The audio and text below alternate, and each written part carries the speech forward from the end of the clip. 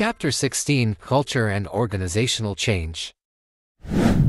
Baik, pada pertemuan kali ini dalam mata kuliah perilaku organisasi yang mana diampu oleh dosen kita yang paling cantik yaitu Ibu Dr. Nova Mardiana SEMM akan membahas materi bab 16 yaitu budaya dan perubahan organisasi yang mana akan dijelaskan oleh rekan-rekan dari kelompok 5. Oke, mula-mula kita akan mengetahui tujuan pembelajaran dari bab ini.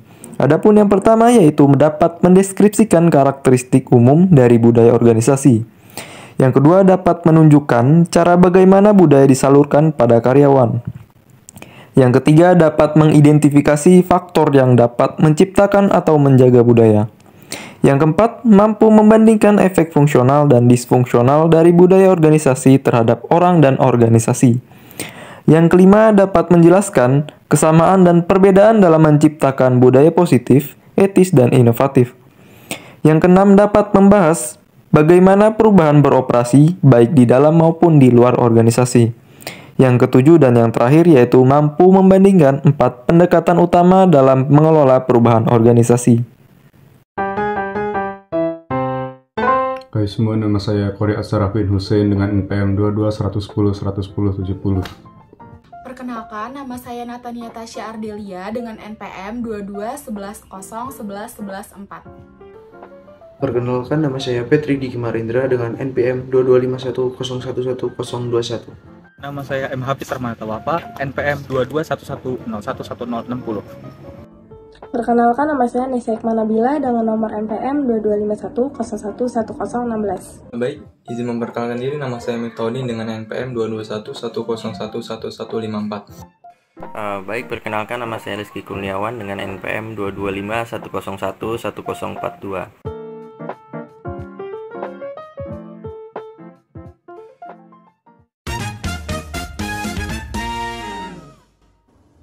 Apa itu budaya organisasi?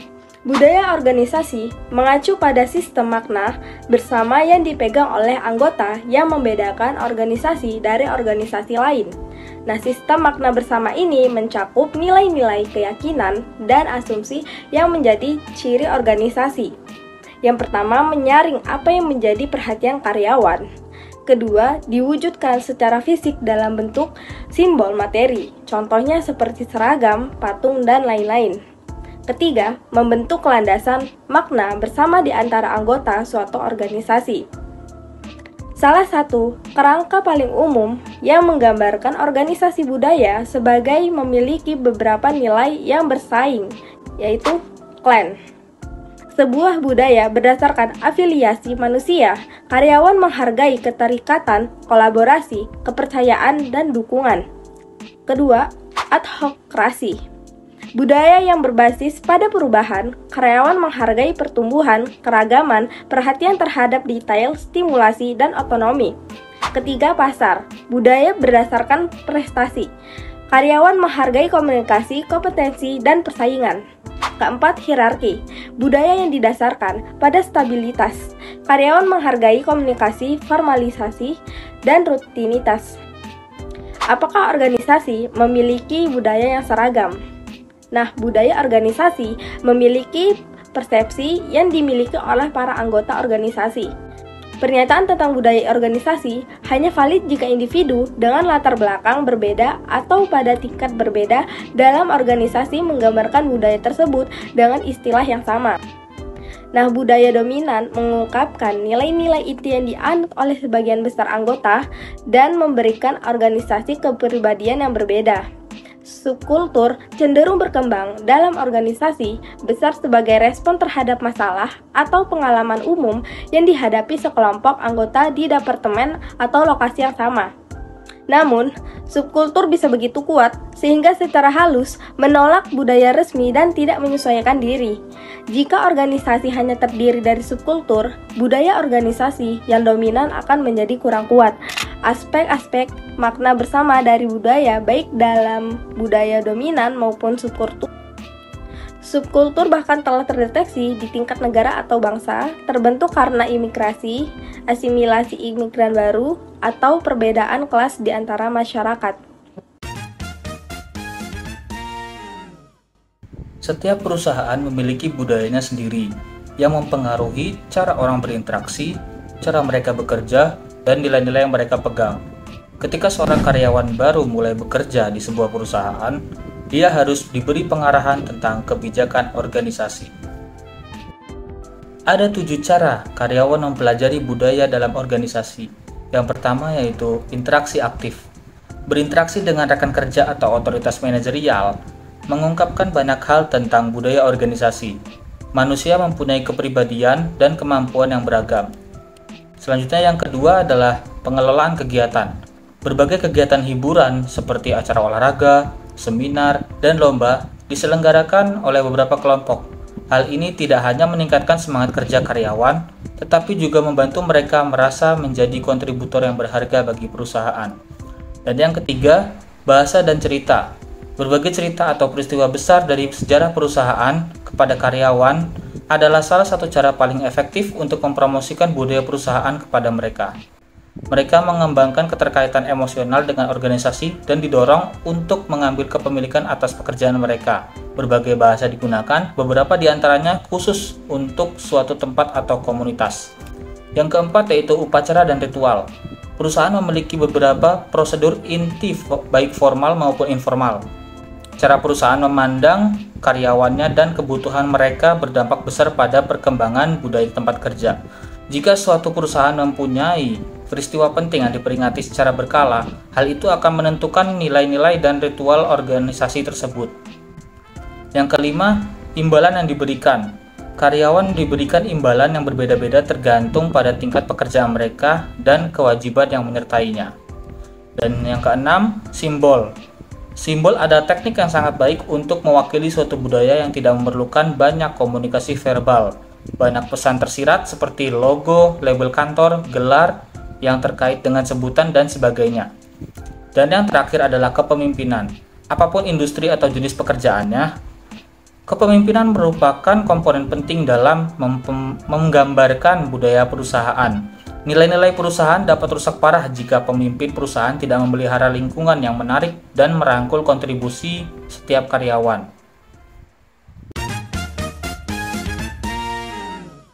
Di sini saya akan menjelaskan poin mengenai membuat dan mempertahankan budaya. Di mana yang pertama ialah bagaimana budaya dimulai. Kebiasaan, tradisi, dan cara umum suatu organisasi dalam melakukan suatu sebagian besar disebabkan oleh apa yang telah dilakukan sebelumnya dan seberapa sukses organisasi tersebut dalam melakukannya. Hal ini membawa kita pada sumber utama sebuah organisasi. Penciptaan budaya terjadi melalui 3 cara, yaitu yang pertama, para pendiri cenderung mempekerjakan dan mempertahankan karyawan yang berpikir dan merasakan hal yang sama. Kedua, mereka mensosialisasikan karyawan terhadap cara berpikir dan perasaannya. Dan yang terakhir yaitu perilakunya pendiri mendorong karyawan untuk mengidentifikasi diri mereka dan menginternalisasi keyakinan, nilai, dan asumsi mereka.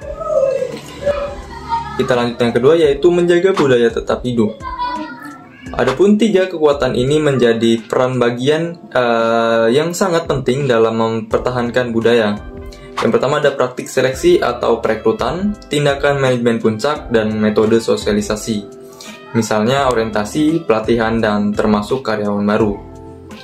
Yang pertama seleksi. Tujuan eksplisit dari proses seleksi adalah untuk mengidentifikasi dan merekrut individu-individu yang memiliki pengetahuan, keterampilan, dan kemampuan untuk bekerja dengan sukses. Proses seleksi juga memberikan informasi kepada pelamar. Mereka yang merasakan adanya konflik antara nilai-nilai mereka dan nilai-nilai organisasi dapat menyingkirkan diri mereka sendiri dari kelompok pelamar atau bahkan berpura-pura masuk ke dalam organisasi dengan berpura-pura bahwa mereka memiliki nilai yang sama dengan organisasi. Yang kedua yaitu manajemen puncak.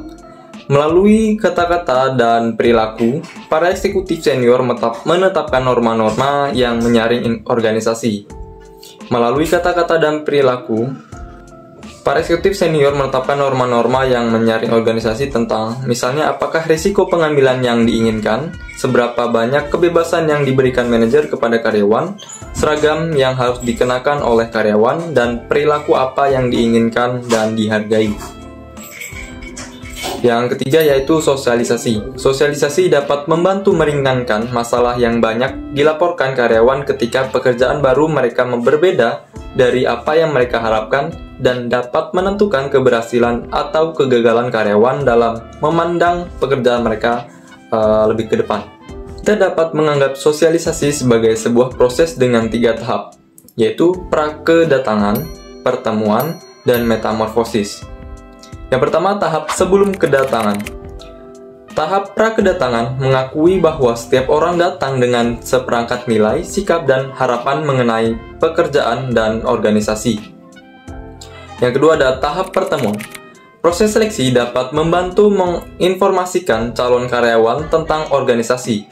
Saat masuk ke dalam organisasi, anggota baru memasuki tahap perjumpaan dengan dan menghadapi kemungkinan-kemungkinan itu, ekspektasi tentang pekerjaan, rekan kerja, atasan, dan organisasi di dalamnya. Mungkin berbeda dari kenyataan. Ya, dan yang terakhir yaitu tahap metamorfosis.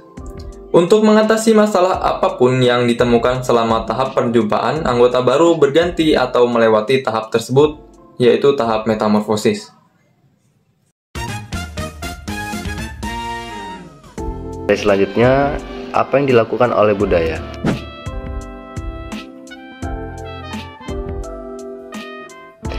Budaya adalah perekat sosial yang membantu menyatukan organisasi dengan memberikan standar mengenai apa yang harus dikatakan dan dilakukan oleh karyawan. Budaya merupakan mekanisme penentu dan kontrol yang memandu dan memperkerjakan sikap dan perilaku. Lalu ada fungsi kebudayaan.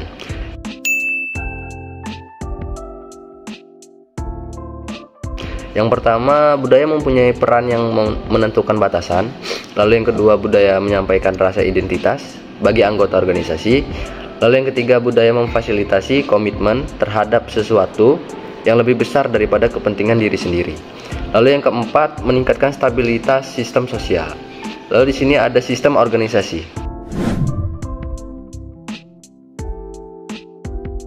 Budaya yang kuat didukung oleh aturan regulasi formal, yaitu infrastruktur organisasi yang memastikan bahwa karyawan akan bertindak sesuai dengan keinginan mereka. Untuk mendorong inovasi menuju organisasi yang terdesentralisasi, seperti bab tentang struktur organisasi, membuat budaya menjadi lebih penting dari sebelumnya. Namun, ironisnya, hal ini juga membuat pembentukan budaya yang kuat menjadi lebih sulit. Budaya sangat mempengaruhi tawaran pekerjaan, kinerja yang menguntungkan, iklim tempat kerja yang aktif telah dikaitkan dengan kepuasan pelanggan dan organisasi yang lebih tinggi. Lalu ada budaya sebagai aset.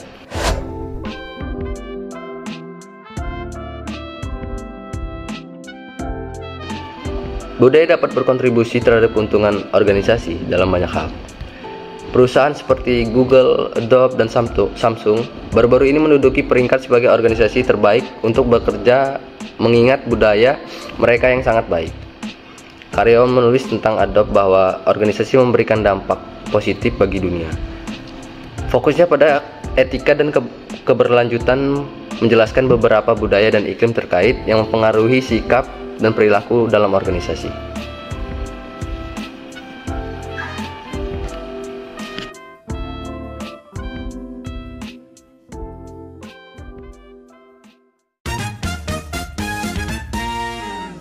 Materi selanjutnya yaitu mempengaruhi budaya organisasi. Jadi seperti yang kita telah diskusikan, budaya suatu organisasi itu biasanya ditentukan oleh para pendirinya sendiri dan seringkali sulit untuk diubah. Nah, idealnya juga budaya ini dibentuk oleh seorang pendiri atau beberapa pendiri yang merencanakan dengan cermat budaya organisasi sebelumnya untuk menciptakan fondasi yang kuat untuk menghadapi masa yang krisis dan juga keberhasilan. Namun, pada kenyataannya, budaya organisasi sering berkembang secara alami seiring berjalannya waktu. Ketika kita memandang perkembangan budaya sebagai proses yang berkelanjutan dan dilakukan melalui setiap karyawan, kita dapat melihat cara untuk meningkatkan aspek positif dan etis di lingkungan tersebut yang akan kita bahas selanjutnya. Bagian pertama yaitu mengembangkan budaya yang positif. Pada awalnya, menciptakan budaya positif mungkin terdengar sangat naif atau bahkan seperti konspirasi ala Dilbert. Namun, hal yang membuat kita percaya bahwa tren ini akan bertahan adalah tanda-tanda bahwa praktik manajemen dan penelitian organization behavior atau perilaku organisasi semakin mendekati satu sama lain. Budaya organisasi juga yang positif menekankan pada perkembangan kekuatan karyawan, memberikan lebih banyak penghargaan daripada hukuman, dan mendorong vitalitas dan pertumbuhan individu. Oke, mari kita pertimbangkan masing-masing area ini. Untuk yang pertama, yaitu mengembangkan kekuatan karyawan. Budaya organisasi yang positif menekankan perkembangan kekuatan karyawan sebagai kunci untuk meningkatkan keterlibatan dan kinerja. Perdaker menyoroti bahwa banyak orang yang tidak menyadari potensi mereka, dan Gallup menegaskan bahwa karyawan yang dapat menggunakan kekuatan mereka secara teratur lebih terlibat dalam pekerjaan. Oleh karena itu, perusahaan yang berfokus pada membantu karyawan menemukan manfaat kekuatan mereka dapat menciptakan lingkungan yang mendukung pertumbuhan dan keterlibatan. Studi kasus dari perusahaan manajemen investasi di Inggris menunjukkan bahwa penggunaan pelatih untuk membantu karyawan memahami kekuatan mereka dapat menghasilkan peningkatan keterampilan, adaptasi terhadap perubahan, dan peningkatan kinerja secara keseluruhan. Nah, dengan demikian, pengembangan kekuatan karyawan bukan hanya investasi dalam individu, tapi juga strategi bisnis yang cerdas untuk meningkatkan daya saing dan juga produktivitas. Yang kedua, yaitu memberi penghargaan lebih banyak daripada hukuman. Meskipun banyak organisasi fokus pada penghargaan eksternal seperti gaji, promosi, bahkan pengakuan terhadap prestasi kecil karyawan memiliki dampak besar. Beberapa manajer bahkan ragu memberikan pujian karena takut membuat karyawan itu malas atau merasa bahwa pujian tidak dihargai. Namun pandangan ini dapat merugikan karena pujian telah terbukti menjadi motivator yang kuat. Bahkan Charles Schwab menyatakan bahwa semangat persetujuan lebih efektif dalam meningkatkan kinerja daripada semangat mengkritik. Meskipun karyawan tidak selalu meminta pujian, memberikan pengakuan atas apresiasi mereka, bahkan prestasi mereka, dapat meningkatkan semangat produktivitas mereka. Validasi dan keikutsertaan aktif karyawan dalam menciptakan budaya positif dapat membangun inklusi sosial dan perasaan bahwa mereka merupakan bagian dari sesuatu yang lebih besar dari diri mereka sendiri. Poin yang ketiga yaitu mendorong vitalitas dan pertumbuhan. Jadi organisasi yang mengakui perbedaan antara pekerjaan dan karir cenderung mendapatkan yang terbaik dari karyawan mereka. Budaya yang memandang karyawan sebagai lebih dari sekedar roda dalam mesin, tapi sebagai individu yang berkontribusi tidak hanya pada aktivitas organisasi, tapi juga pertumbuhan pribadi dan profesional mereka, dapat menciptakan lingkungan yang mendukung perkembangan dan kesejahteraan karyawan. Untuk contoh seperti inisiatif perkembangan bakat Plan People First yang sukses dari Chevrolet Autoglass menunjukkan bahwa perusahaan-perusahaan termuka mengakui nilai membantu orang tumbuh sebagai kunci kesuksesan mereka. Dengan fokus pada pengembangan bakat, perusahaan dapat memastikan bahwa mereka memiliki orang-orang yang terbaik yang berkontribusi pada keunggulan berorganisasi. Yang keempat yaitu batasan budaya positif. Sementara menciptakan budaya positif dalam organisasi dapat memiliki manfaat, pendekatan ini tidak boleh diambil secara ekstrim. Beberapa perusahaan mungkin mengadopsi elemen-elemen budaya positif seperti kebijakan kesejahteraan karyawan atau inisiatif kreatif, namun batas-batas juga harus diakui. Budaya positif yang terlalu dipaksakan dapat menjadi kontraproduktif. Budaya positif yang terlalu dipaksakan dapat menjadi kontraproduktif, menciptakan tekanan yang tidak realistis dan merugikan secara psikologis bagi karyawannya. Dan penting juga untuk memahami bahwa nilai positif tidak selalu dapat diterapkan secara universal, dan budaya positif yang diinginkan oleh suatu organisasi dan dapat bertentangan dengan nilai industri atau masyarakat tertentu. Oleh karena itu, organisasi perlu bersikap objektif dan tidak mengorbankan efektivitasnya dalam upaya untuk menciptakan budaya yang positif. Konsep toxic positivitas juga perlu kita waspadai, di mana tekanan untuk selalu bersikap positif dan menciptakan stigmatisasi dan memaksa karyawan untuk menyembunyikan aspek-aspek negatif atau alami dalam kehidupan mereka. Oleh karena itu, keseimbangan antara menciptakan budaya positif dan mempertahankan realisme secara fleksibilitas dapat mengatasi tantangan, merupakan kunci untuk mencapai keberhasilan organisasi. Oke, untuk bagian kedua yaitu mengembangkan budaya etika. Meskipun terdapat perbedaan antara industri dan juga budaya etika memiliki beberapa nilai dan proses bersama. Oleh karena itu, para manajer dapat menciptakan budaya dan iklim yang lebih etis dengan mematuhi prinsip-prinsip berikut ini. Yang pertama, jadilah panutan yang terlihat. Jadi, karyawan akan melihat tindakan dari manajemen puncak sebagai patokan perilaku yang tepat. Tapi, setiap orang juga dapat menjadi panutan untuk mempengaruhi suasana atau etika secara positif. Jadi kita harus menyampaikan pesan secara positif. Untuk yang kedua yaitu komunikasikan harapan etika. Setiap kali kita berperan dalam kapasitas kepemimpinan, minimalistis ambiguitas etika dengan membagikan kode etik yang menyatakan nilai utama organisasi dan peraturan penilaian yang harus diikuti oleh karyawan. Untuk poin ketiga yaitu berikanlah pelatihan etika. Jadi seperti menyelenggarakan seminar, lokakarya, dan program pelatihan untuk memperkuat standar perilaku organisasi, mengklarifikasi praktik yang diperbolehkan, dan mengatasi dilema etika potensial. Poin keempat, secara terbuka hadiahkanlah tindakan etis dan hukumlah yang tidak etis. Kita harus menilai bawahan dalam kaitannya dengan kode etik organisasi. Tinjau secara keseluruhan, secara terang-terangan, hadiahkan mereka yang bertindak secara etis, dan secara mencolok, hukumlah yang tidak melakukannya. Ini berguna untuk memberikan teguran maupun sebagai peringatan bagi karyawan-karyawan lain. Yang terakhir yaitu mekanisme perlindungan. Jadi cari mekanisme resmi sehingga semua orang dapat membahas dilema etika dan melaporkan perilaku tidak etis, bahkan tanpa rasa takut untuk mendapat hukuman. Ini mungkin mencakup mengidentifikasi penasihat etika, ombudsman, atau petugas etika untuk peran perantara. Jadi, etika organisasi memiliki dampak yang signifikan terhadap perilaku karyawan. Pentingnya memulai inisiatif etika dari puncak organisasi itu sangat ditekankan, karena manajemen puncak yang menekankan nilai-nilai etika cenderung menciptakan lingkungan di mana karyawan lebih mungkin mempraktikkan kepemimpinan yang etis. Penelitian juga menunjukkan bahwa nilai-nilai tekanan dari pembinaan organisasi dapat mempengaruhi niat karyawan untuk terlibat dalam perilaku etis maupun tidak etis. Budaya organisasi yang salah dapat memiliki dampak negatif pada perilaku etis karyawan. Dan sementara juga kepemimpinan yang etis dapat meningkatkan keberanian etis kelompok. Jadi pentingnya budaya etika dalam menciptakan lingkungan di mana karyawan merasa nyaman untuk mengungkapkan pendapat mereka tentang masalah dianggap tidak etis juga ditingkatkan. Selain itu juga kesesuaian nilai-nilai etik karyawan dengan nilai-nilai departemen juga diakui sebagai faktor penting. Karyawan yang sejalan dengan nilai-nilai etika departemen, mereka lebih mungkin dipromosikan. Oleh karena itu, dapat disimpulkan bahwa budaya etika di organisasi itu bukan hanya berasal dari manajemen puncak ke bawah, tapi juga mengalir dari bawah ke atas, melalui kesesuaian nilai-nilai etika karyawan dengan nilai-nilai organisasi mereka. Ini juga menunjukkan bahwa pentingnya menciptakan budaya etika yang kokoh dan terintegrasi di seluruh tingkatan organisasi. Bagian ketiga yaitu mengembangkan budaya inovasi. Dan jadi sebenarnya kita bertanya-tanya bagaimana sebuah organisasi dapat menjadi lebih inovatif.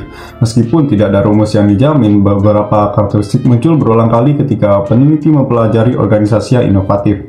Jadi sumber inovasi variabel struktur adalah suatu sumber potensial inovasi. Tinjauan komprehensif tentang hubungan struktur dan inovasi menghasilkan beberapa kesimpulan berikut.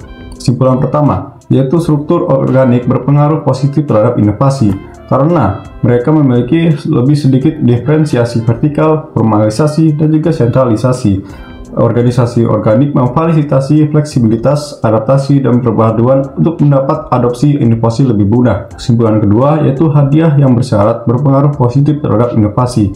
Itu jelas karena kreativitas dihargai dan perusahaan cenderung menjadi lebih inovatif, terutama ketika karyawan diberi umpan balik tentang kinerja mereka serta otonomi dalam melaksanakan pekerjaan mereka. Kesimpulan ketiga, yaitu inovasi diberdayakan ketika ada sumber daya yang berlebih.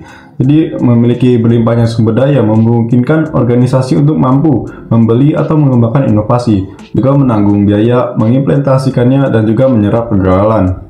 Oke, itu saja materi dari saya dan seperti biasa terima kasih.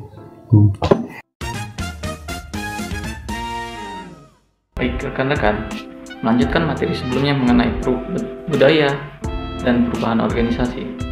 Di sini saya akan menyampaikan mengenai apa itu perubahan. Perubahan adalah ketika segala sesuatunya berbeda dari sebelumnya. Terkadang perubahan tidak disebabkan oleh upaya orang-orang di dalam perusahaan, tetapi dikatalisasi oleh faktor-faktor yang berada di luar kendali perusahaan yang itu bersifat baik ataupun buruk. Pada buku ini yang menjadi rujukan, penulis memberikan contoh faktor yang memaksa terjadinya sebuah perubahan di dalam perusahaan manufaktur smartphone dan gadget dunia, seperti Samsung, Apple, Vivo, Huawei, dan lain-lain, yang mana mereka berkompetisi memperebutkan pangsa pasar sehingga menimbulkan perubahan di dalam perusahaan masing-masing. Lalu contoh lain dari perubahan ialah revolusi industri. Perubahan juga dapat terjadi disebabkan oleh beberapa peristiwa yang terjadi di dunia. yang memicu akan terjadinya perubahan. Contohnya ketika pandemi COVID-19 menjadikan karyawan bekerja secara remote. Lalu, orang-orang lebih sering berbelanja secara online melalui e-commerce dan pengiriman barang melalui paket ke rumah menjadi lebih sering. Perusahaan seperti Zoom, DoorDash, dan Amazon mengalami peningkatan pendapatan dan margin keuntungan yang besar.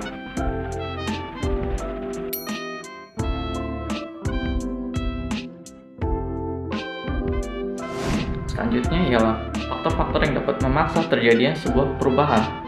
Faktor yang pertama ialah sifat tenaga kerja.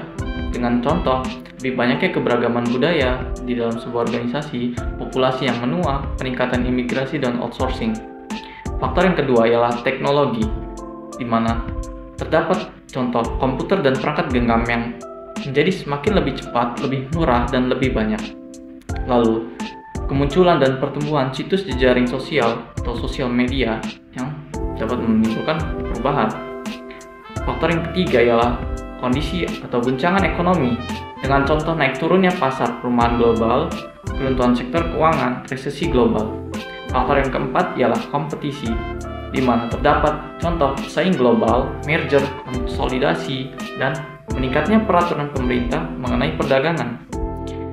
Faktor yang kelima ialah tren sosial, di mana terdapat contoh meningkatnya kesadaran lingkungan pada masyarakat.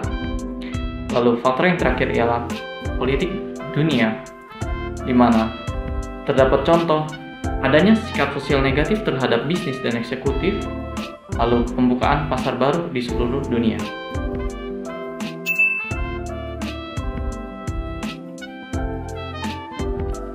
Selanjutnya, sifat alami perubahan. Seringkali perubahan tidak direncanakan dan terjadi secara alami. Namun dalam situasi tertentu, perubahan diupayakan secara proaktif, disengaja, dan berorientasi pada tujuan untuk merealisasikan perubahan. Hal ini dinamakan perubahan terencana. Sebagai contoh, sebuah perusahaan manufaktur mobil yang memasang robotika canggih untuk meningkatkan kualitas dan efisiensi, dan untuk mengantisipasi hambatan akan perubahan ini, karyawan dari perusahaan dikembangkan oleh program pelatihan penggunaan robotika tersebut. Lalu, terdapat istilah lain, yaitu istilah agen perubahan, di mana mereka bertanggung jawab dan memperlancar proses perubahan dalam sebuah organisasi. Mereka melihat masa depan organisasi yang belum diidentifikasi orang lain, mampu memotivasi, menciptakan, dan mengimplementasikan perubahan. Beberapa agen perubahan berusaha mengubah industri lama untuk mampu memenuhi kebutuhan dan tuntutan industri baru. Agen perubahan dapat seorang manajer, non-manajer, atau seorang karyawan lama atau baru, atau mungkin konsultan dari luar. Lalu, terdapat pembahasan mengenai penolakan terhadap perubahan.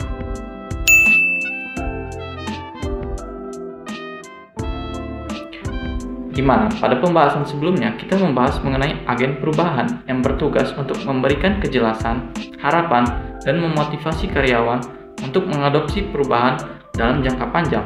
Tetapi banyak agen perubahan yang gagal karena anggota organisasi berusaha untuk menolak perubahan.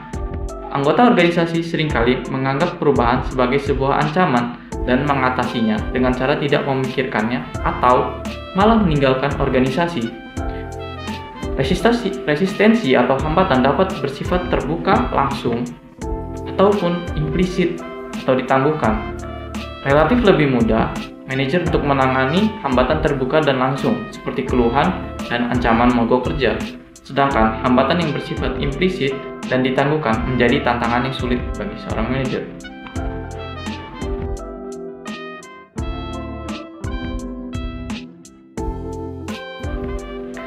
Sumber-sumber penolakan terhadap perubahan terdapat dua sumber, di mana sumber yang pertama ialah sumber individu.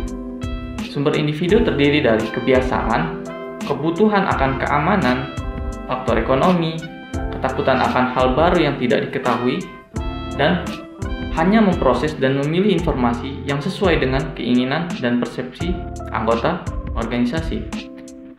Lalu, Sumber yang kedua ialah sumber organisasi, di mana terdapat kelembaban organisasi atau kecenderungan organisasi tersebut untuk menolak perubahan. Lalu yang kedua ialah fokus terhadap perubahan yang terbatas. Ketiga, ancaman terhadap keahlian. Keempat, ancaman terhadap mapannya kekuasaan atau status kekuasaan. Maka dari itu, terdapat beberapa tindakan dalam mengatasi penolakan terhadap perubahan.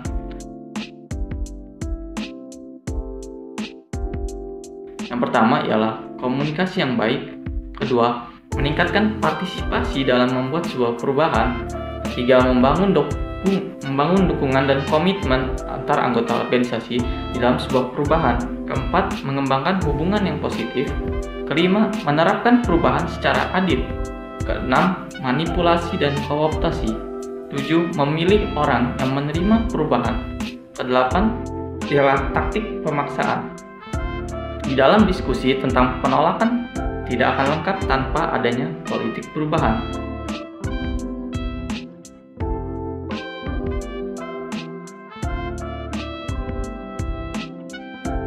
Karena perubahan selalu mengancam status quo secara inheren yang menyiratkan aktivitas politik. Perubahan mungkin berasal dari agen perubahan luar, karyawan baru dalam organisasi yang kurang memiliki status quo atau kekuasaan quo, atau manajer yang sedikit di luar struktur kekuasaan. Manajer yang telah lama bekerja di suatu organisasi dan telah mencapai posisi senior di dalam hierarki seringkali menjadi hambatan utama di dalam melakukan perubahan.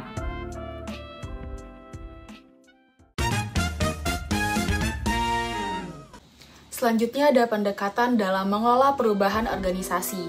Pendekatan untuk mengelola perubahan organisasi sekarang, kita beralih ke beberapa pendekatan untuk mengelola perubahan itu, yaitu ada model 3 langkah klasik Lewin, rencana 8 langkah Kotler, penelitian tindakan, dan pengembangan organisasi. Yang pertama ada model 3 langkah Lewin, yaitu ada unfreezing, movement, dan rephrasing. Yang pertama itu ada unfreezing. Unfreezing itu artinya mencairkan status quo. Nah, Lewin ini mengibaratkan ini sebagai es agar bisa dilebur. Ini adalah langkah awal di mana tujuan utamanya adalah mengubah sikap, keyakinan, atau perilaku yang sudah ada. Selanjutnya ada movement, yaitu bergerak menuju keadaan akhir yang diinginkan. Hal ini bisa melibatkan pengenalan ide, lalu pendekatan baru, dan ataupun struktur baru. Nah, selanjutnya yang terakhir ada rephrasing, yaitu langkah terakhir untuk membakukan kembali perubahan agar menjadi permanen. Yang kedua ada rencana 8 langkah Kotter. John Kotter mengembangkan 3 model langkah Lewin untuk menciptakan pendekatan yang lebih rinci dalam menerapkan perubahan. Yang pertama ada membangun rasa urgensi dengan menciptakan alasan yang kuat mengapa perubahan itu perlu dilakukan. Yang kedua adalah membentuk koalisi yang mempunyai kekuatan yang cukup untuk memimpin perubahan. Yang ketiga ada menciptakan visi baru untuk mengarahkan perubahan dan menggerakkan strategi pencapaian visi tersebut. Yang keempat ada komunikasi visi ke seluruh organisasi. Yang kelima ada memberdayakan orang lain untuk bertindak berdasarkan visi tersebut dengan menghilangkan hambatan terhadap perubahan dan menolong pengambilan resiko dan pemecahan secara kreatif. Yang keenam, ada merencanakan, menciptakan, dan menghargai kemenangan jangka pendek yang menggerakkan organisasi menuju tujuan visi yang baru. Yang ketujuh, ada mengkonsolidasi perbaikan, menilai perubahan, melakukan penyesuaian yang memerlukan program baru. Yang terakhir, ada memperkuat perubahan dengan menunjukkan hubungan antara perilaku baru dan keberhasilan organisasi. Jadi, 4 langkah pertama Kotter tadi pada dasarnya mengekstrapolasi terhadap pencairan atau unfreezing dari teori Lewin. Langkah 5, 6, dan 7 melambangkan gerakan atau movement, dan langkah terakhir adalah membakukan kembali atau rephrasing.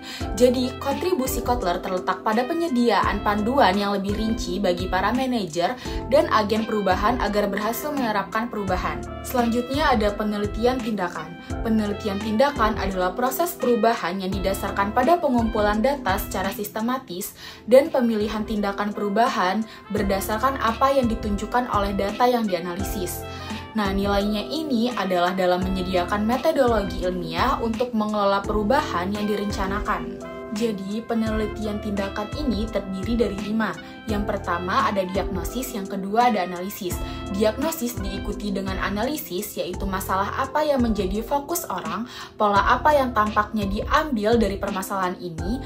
Agen perubahan menyatukan informasi ini menjadi perhatian utama, area masalah, dan tindakan yang mungkin dilakukan. Yang ketiga ada umpan balik, yaitu membutuhkan berbagi dengan karyawan apa yang telah ditemukan dari langkah pertama dan langkah kedua. Yang keempat ada tindakan, yaitu karyawan dan agen perubahan melaksanakan tindakan spesifik yang telah mereka identifikasi untuk mengatasi masalah bersama-sama. Yang kelima ada langkah evaluasi, yaitu langkah terakhir sesuai dengan landasan ilmiah penelitian adalah evaluasi efektivitas rencana tindakan dengan menggunakan data awal yang telah dikumpulkan sebagai tolak ukur. Jadi, penelitian tindakan ini memberikan 2 manfaat spesifik. Yang pertama ada fokus pada masalah. Agen perubahan secara objektif mencari masalah dan jenis masalah menentukan tindakan dan perubahan. Yang kedua, ada manfaat dari penelitian tindakan adalah menurunkan resistensi. Karena penelitian tindakan melibatkan karyawan secara menyeluruh dalam prosesnya. Hal ini mengurangi penolakan terhadap perubahan. Kemudian ada pengembangan organisasi. Pada dasarnya, pengembangan organisasi adalah upaya terencana yang dilakukan di tingkat organisasi untuk meningkatkan efektivitas dan memungkinkan organisasi untuk mencapai sasaran strategisnya. Proses pengembangan organisasi adalah suatu bidang interdisipliner yang didukung berbagai bidang keilmuan seperti psikologi, budaya, inovasi, ilmu sosial, pendidikan, human resource management, change management, organization behavior, dan analisis, serta desain research. Proses melibatkan berbagai tahap jangka panjang seperti peningkatan efektivitas organisasi, penyelesaian masalah, dan perbaikan kinerja organisasi. Kemudian ada pengembangan antar kelompok. Pengembangan antar kelompok adalah intervensi pembangunan organisasi yang bertujuan untuk meningkatkan hubungan kerja antar kelompok. Hubungan kerja yang lebih baik berarti mengenal anggota kelompok dengan lebih baik, serta apa yang mereka lakukan dengan cara mereka bekerja. Hal ini mengarah pada pemahaman yang lebih baik, komunikasi dan interaksi yang lebih berkualitas, dan hubungan yang lebih baik satu sama lain. Pengembangan antar kelompok mirip dengan membangun tim. Dengan satu perbedaan utama, membangun tim berfokus pada anggota dalam suatu kelompok, sedangkan pengembangan antar kelompok berfokus pada membangun tim antar kelompok. Kemudian ada penyelidikan apresiatif, adalah proses yang memberi energi dan inklusif yang dibutuhkan kreativitas melalui seni pendidikan positif. Hal ini membangun keterampilan baru dalam individu dan kelompok, mengembangkan kepemimpinan baru, mendorong budaya pendidikan, dan membantu menciptakan visi dan tujuan bersama dengan membangun nilai-nilai dan inti kekuatan organisasi. Keterlibatan penyediaan apresiatif dirancang dan disampaikan dengan cermat menggunakan proses 5D yang terdiri dari define, discover, dream, design, dan destiny. Tidak seperti model perubahan lain yang memiliki titik awal dan akhir yang berbeda. Proses penyelidikan apresiatif bersifat siklus dan mengundang eksplorasi berkelanjutan terhadap peluang baru dan pembelajaran pertumbuhan dan inovasi. Kemudian ada paradoks perubahan, pertama kali diungkapkan oleh Dr. Arnold Bisser pada tahun 1970. Teori perubahan yang paradoks telah menjadi slogan yang sering digunakan dalam pembinaan dan terapi. Meskipun demikian, teori perubahan yang paradoks merupakan sebuah diktum yang cukup terkenal dalam bidang pembinaan, terutama oleh para pembina yang terlibat dalam pembinaan transformatif, yang berakar pada konsep psikologis bersama. Oleh karena itu, menurut saya patut untuk diselidiki apakah ini hanyalah sebuah pepatah bijak atau sebuah lensa praktis untuk perubahan. Di sini saya akan membacakan studi kasus mengenai Sports Direct. Sports Direct, peritel atau peritel perlengkapan olahraga terbesar di Inggris, mendapat sorotan karena praktik kerja yang dipertanyakan, mencerminkan budaya ketakutan yang diduga mendukung kesuksesan perusahaan. Sistem peringatan 6 teguran yang ketat diterapkan untuk kesalahan kecil hingga absensi sakit, menciptakan lingkungan di mana karyawan bekerja dalam ketakutan kehilangan pekerjaan. Investigasi parlemen menyimpulkan bahwa budaya ini memungkinkan perlakuan tanpa martabat terhadap karyawan. Kontrol yang ketat juga terlihat dalam pengecekan keamanan dan penggeledahan di akhir shift. Meskipun sulit diketahui apakah ini mencerminkan sub budaya gudang atau domain perusahaan, jelas ada dampak negatif pada kesehatan dan keselamatan karyawan. Pendiri perusahaan, Mike Ashley, setuju untuk menyelidiki masalah ini, menunjukkan bahwa perubahan budaya harus didorong dari level kepemimpinan untuk mengatasi isu-isu tersebut. Dari studi kasus tersebut, timbul berbagai pertanyaan yang akan kita jawab pada hal ini. Yang pertama yaitu bagaimana kita menggambarkan budaya di gudang Sports Direct dan bagaimana budaya ini dapat menjadi kemampuan bagi organisasi. Jadi, budaya di gudang Sports Direct dapat dijelaskan sebagai budaya ketakutan yang didorong oleh sistem peringatan 6 teguran. Budaya ini dapat menjadi kemampuan bagi organisasi dalam arti bahwa ketakutan dapat menghasilkan kedisiplinan yang sementara, tetapi dapat menghambat kreativitas, inovasi, dan juga kepuasan karyawan dalam jangka panjang. Budaya ini mungkin memberikan kepatuhan, tetapi dengan biaya tinggi terhadap kesejahteraan dan motivasi karyawan. Selanjutnya pertanyaan kedua mengenai apa yang dikatakan studi kasus ini kepada Anda tentang 6 karakteristik budaya organisasi di Sports Direct. Studi kasus ini menggunakan 6 karakteristik budaya organisasi di Sports Direct. Budaya tersebut mencakup ketakutan, kontrol ketat, eksploitasi, kurangnya keadilan, ketidaksetaraan, dan juga dampak pada kesehatan dan keselamatan. Sistem peringatan yang keras menciptakan atmosfer ketidakpastian dan tekanan sementara pengawasan yang ketat dan perlakuan tidak adil terhadap pekerja mencerminkan kurangnya keadilan dan ketidaksetaraan di tempat kerja. Lalu pertanyaan ketiga mengenai dengan banyaknya toko dan karyawan, bagaimana Anda mengubah budaya organisasi di Sports Direct? Menurut Anda, tindakan apa yang harus dilakukan oleh Sports Direct? Jadi, untuk mengubah budaya organisasi di Sports Direct, beberapa tindakan perlu diambil. Yang pertama yaitu pemimpin perusahaan termasuk pendirinya harus memimpin perubahan budaya dengan berkomitmen untuk menciptakan lingkungan kerja yang lebih sehat. Dan pengawasan eksternal juga dan pemeriksaan independen dapat membantu memastikan implementasi perubahan.